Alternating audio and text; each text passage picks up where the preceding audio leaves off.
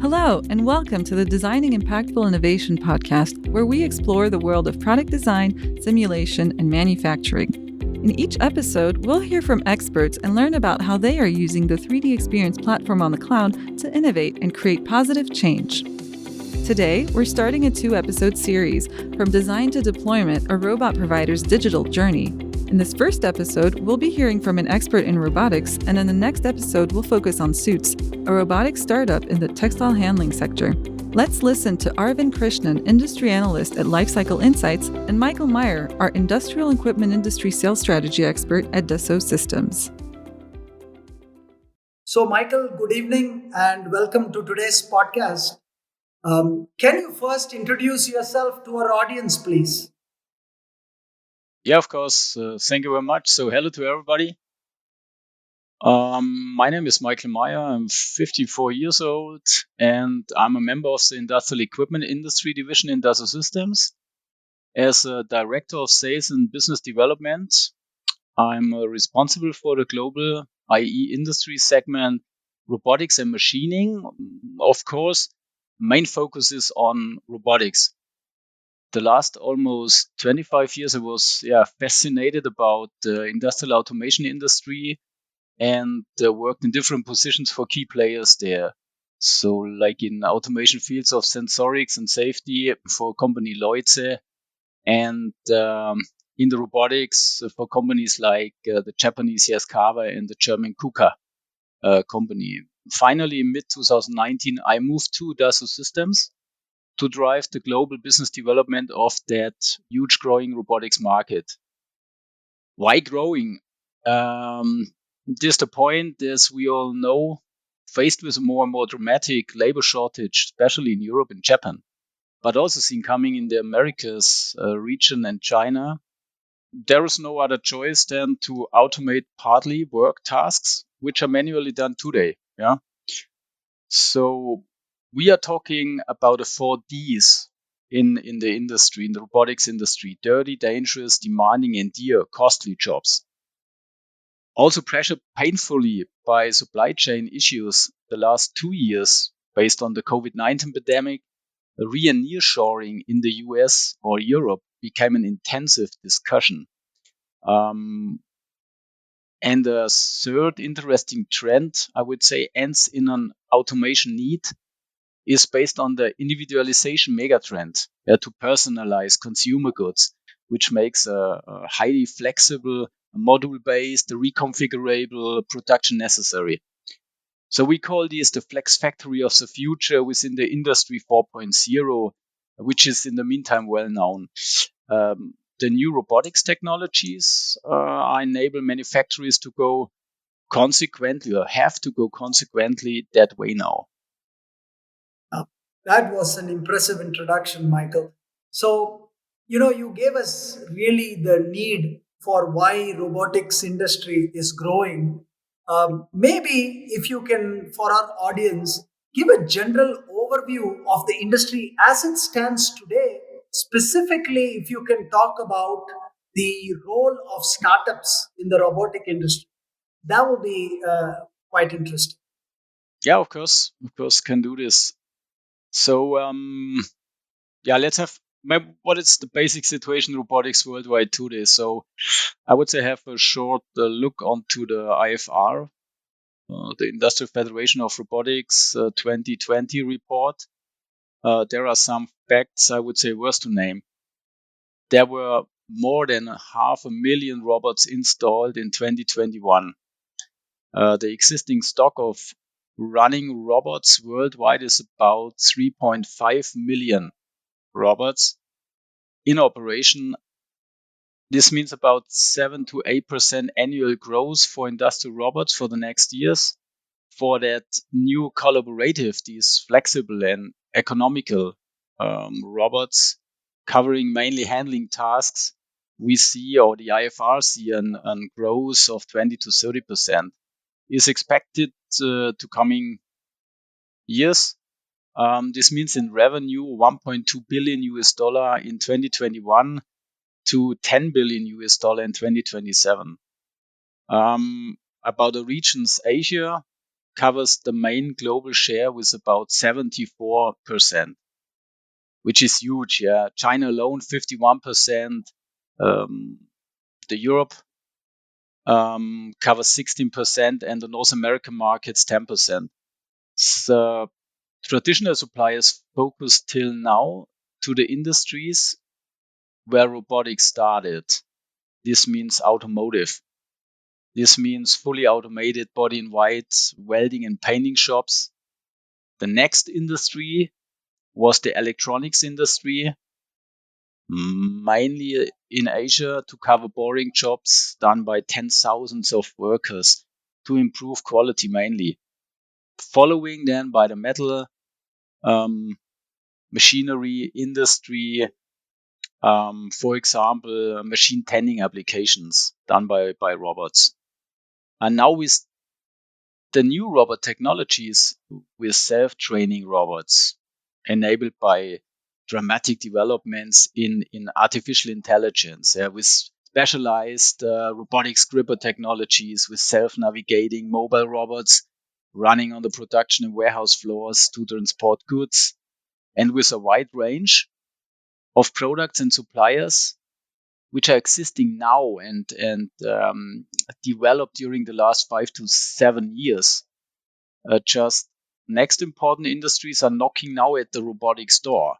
And these are also very, very interesting industries like logistics and fulfillment, when it comes to e-commerce, retail and consumer goods, but also agriculture, farming, life science, medical, hospital, or construction.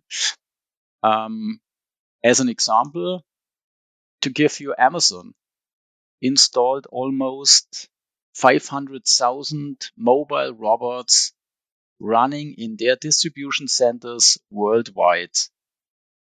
In that field, we are talking, by the way, about 40 to 60% annual growth, so, which is very, very interesting. And what is the role now of these robotic startups exploding the last 3 years, I would say? For me, there are two things important. First of all, they need to support to all these traditional suppliers to cover the increasing industry's hunger on robotics automation. Both markets and existing players are highly interested in these young tech enterprises and startup communities and clusters. To give you an idea on what we are talking here, in 2021, more than 17 billion US dollars spent by venture capital tech investments, triple the investment in 2020. Last year is behind that crazy number, but it has also seen more than 5 billion flow to startups.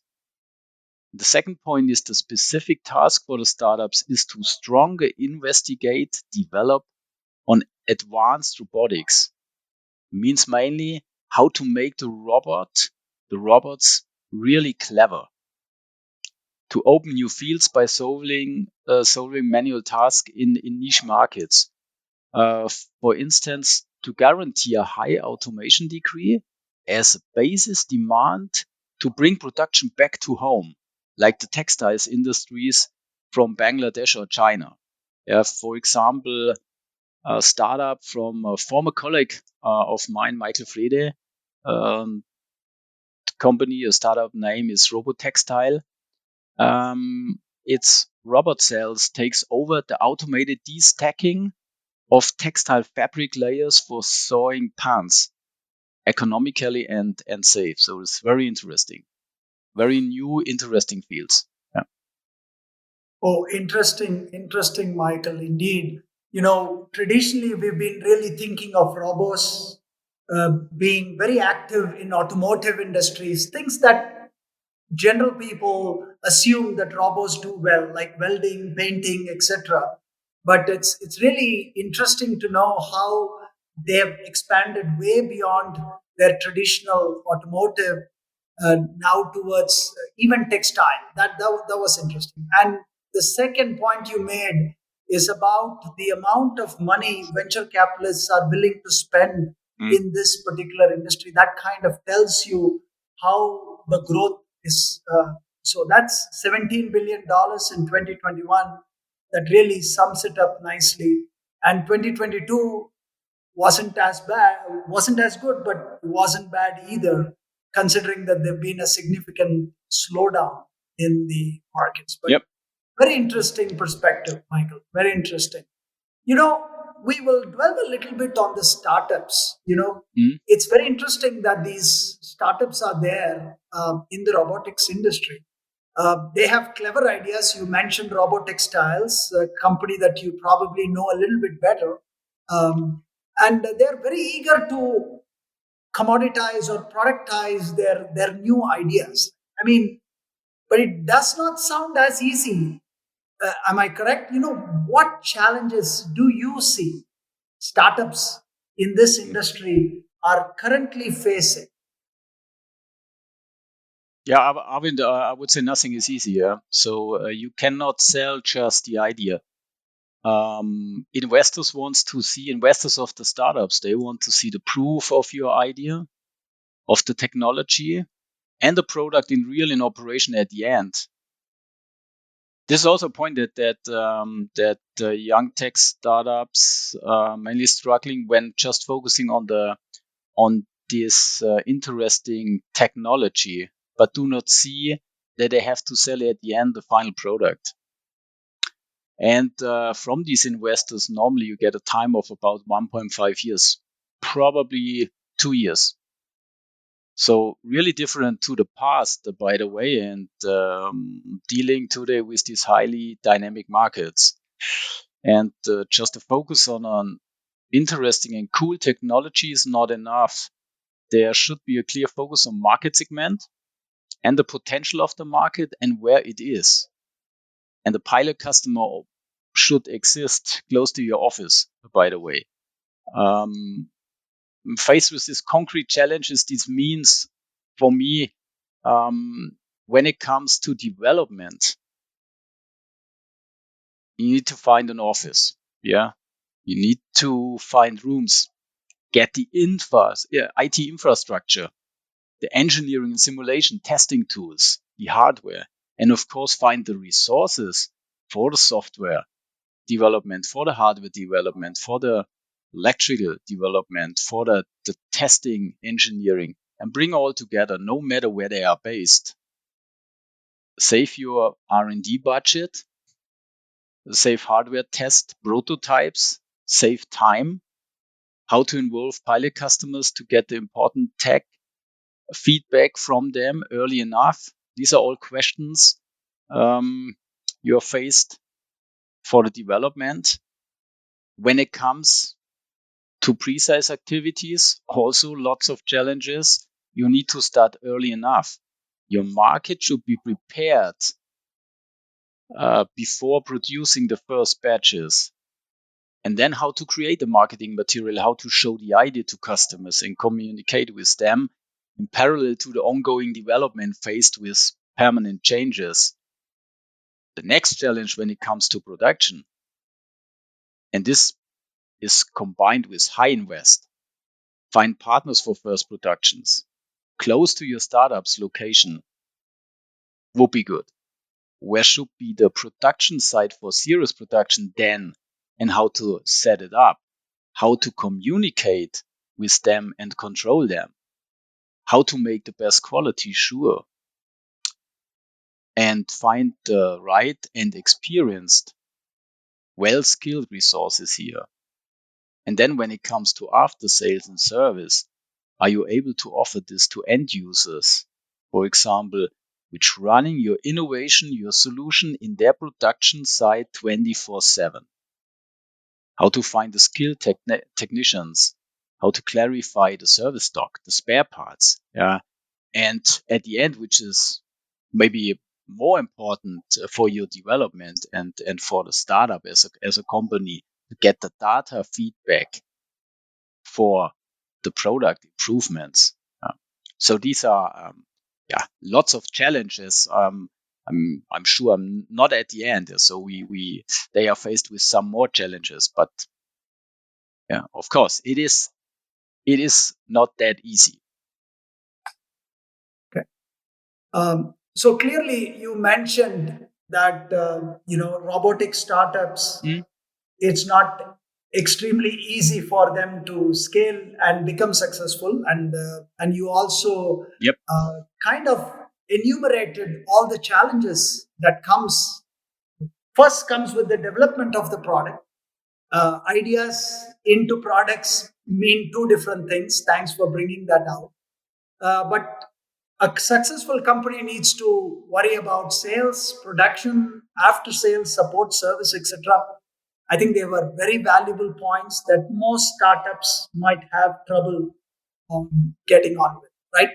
But Mhm. having all these disadvantages and challenges that startups are navigating, but I still feel that startups have some inherent advantages over their incumbent challengers in this market, right? One thing I can think about is really the flexibility with which startups are able to embrace Mm. new technology, even though some of those technologies may not be perfect solution, but they probably help startups compete uh, well with incumbents, right? I would love, Michael, to hear your thoughts on this. Right? Can you tell us what advantages are there? Do you see in these startups? Yeah, of course. So basically, I fully agree, Arvind, what you have said. Um, yeah, to answer this, let me try it in that way. Not only to embrace new technologies uh, by startups. I mean, this is what the market actually is expecting from the tech startups. But to be flexible, open for new ways, and willing to work intensively together with pilot customers to really understand their to this application problem in the production, and which final targets they have to meet, the customers have to meet. This is easier for startups. They have the, well, let's say the right or the strong ear to the customer. What a clever guy in the past said was really interesting for me, or helpful or important. Always close the loop with your customers. Ultimately, it's their opinions that matter. So let's say startups working different to traditional suppliers and big enterprises by a different spirit. And probably this is, or I would say this is one of these advantages. They are focusing just on one clever idea to solve one problem. They have no thousand discussions with management, struggling with R&D on resources planning, no persuasion fights with sales and production management on portfolio planning, or maybe faced with a basic blockage by the elder staff, what we all painfully know from an established big enterprise. We have done it in that way very well the last 20 years. Yeah. So I would say it is at the end a new channel by the startups to open eyes to try and test what is possible, to drive things. Established players being shy of taking the risk, limited by their organizational constraints, I would say. Thank you, Michael. Yeah, Yeah, please. if you're a listener who is a robotic startup, Mhm. I'm sure you can resonate well with the points that Michael just brought out. Right? That's really your raison d'être to actually be there. So that was well articulated, Michael. So let's now jump to something that is probably more dear to your heart. Uh, so it's Yeah. well known that startups must compete with established companies to succeed. That's a given, right? But let me come to what can 3D experience and platform and Dassault systems offer startups, right? In your capacity as someone Mhm. leading the sales effort for Dassault systems in the robotic startups, can you tell us, if I'm a startup owner, Mhm. can you tell me how your company, Dassault Systems, can actually help us in the early stages so that the probability of the startup success is high? Okay, fine. Yeah. So When it comes to compete the incumbents, so the established players, then we are talking directly what we can do as Dassault Systems for them, how we can help startups to ease their start, or I would say better to guide their work on all processes of the whole product lifecycle, of their innovation, of their product idea and solution. My recommendation to startups, and also then our support here and our offer here, is first of all, focus, as I said before, to be from start of development till delivery of the product and during operation afterwards very close to the customer and close to your suppliers. This means try to be permanently connected to them and offer them a way to directly collaborate with you as the solution supplier. Create your ecosystem as a startup of pilot customers, of the suppliers, the production partners, the sales partners, based on one digital collaboration platform. We call it the one digital single source of truth. On one databases, everybody connected is able to take part and collaborate with you, because you really be able to speed up. And this is one of the benefits against the incumbents when getting immediately the response from the stakeholders that the solution finally fits 100% to the customer's need. I mean, our 3D experience platform is a business experience platform that integrates the 3D design, simulation, and information intelligence software in a collaborative virtual environment, enabling every organization in a company to support the value creation process. This is a way to bring all enterprise units together and save all information and data on one digital backbone, to be able to work on one data model. We are talking here about a digital continuity of real processes. The 3D experience on cloud offers that way to project stakeholders to interact digitally from the designer and engineer via marketing and production to the suppliers and the end users. It offers a complete, let's say, digital infrastructure for all process disciplines, equipped with the most important tools and apps you need. And this means for the startups, and this is the benefit, you have a chance to start as a digital enterprise from the beginning. Another point or another recommendation from my side is focus on your product innovation and prevent wasting time and money on setting up your IT infrastructure and organizing IT resources, which is highly complicated, I would say. Saying this, the 3D experience platform on cloud is a flexible, scalable solution, which gives you the startup not only the agility and flexibility to expand its computing resources based on its demands, to work always based on the newest apps and tools updates without IT and security effort, is also a future-proven solution able to growing fast with the startup, with you, also by expanding business into new markets, by setting up, for example, global production sites, or global development teams, or sales and service teams and offices. So it means connect the dots by the 3D experience platform. Another point is another recommendation, focus on improving the multidisciplinary work together. This means